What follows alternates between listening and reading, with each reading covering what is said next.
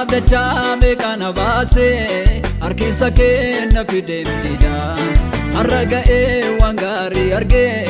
akkamitan wadaa jedhiga lafona irratti ina argatte qalbii badee utuni koba jiru bisi galata na baachifte dugalee utuni qarmi jiru garumaadhaan situ na quubsa ungeeniratus barootatti garaan koo kan biraan abbalu kun har'a boqoteera sitti garumaadhaan situ na quubsa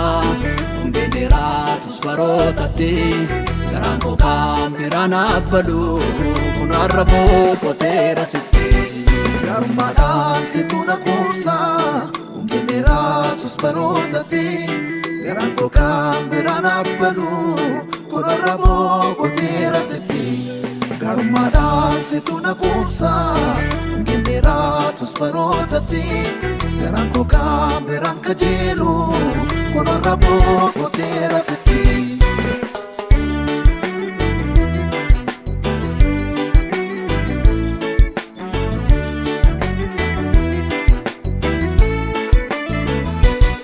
Fannoorratti ol baate fittee narrasa ture katiko garummaa kee tanarraa ifa anaaf barii galgaliko gola gola maafanda addisa naaf hin herreegamne gorduubi harka keetu duraa na dhaabe akka maqaa kee faarfadhuufi naan faarsanii maqaa kee callisee maan ta'a oluma kee golgotaatu keessa kootti haasa'a naan faarsanii maqaa kee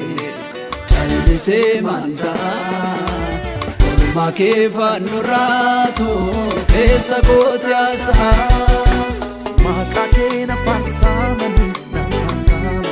maqaa kee na faarsamanii maqaa kee na faarsamanii maqaa kee na faarsamanii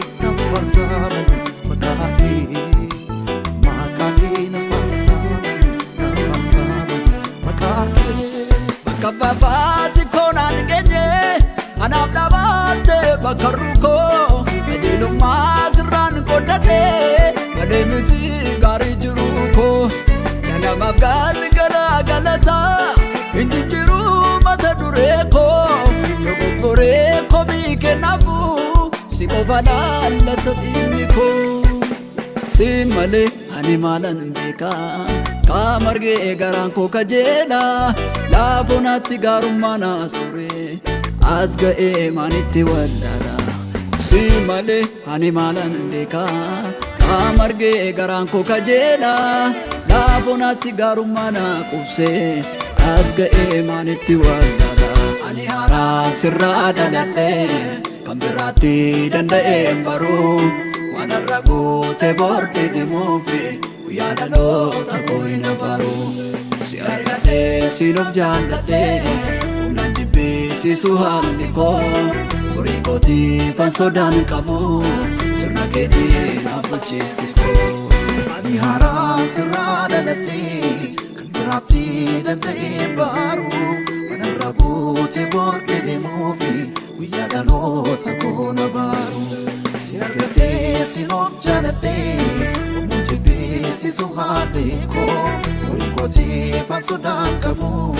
sirna keetiin abulcheessi koo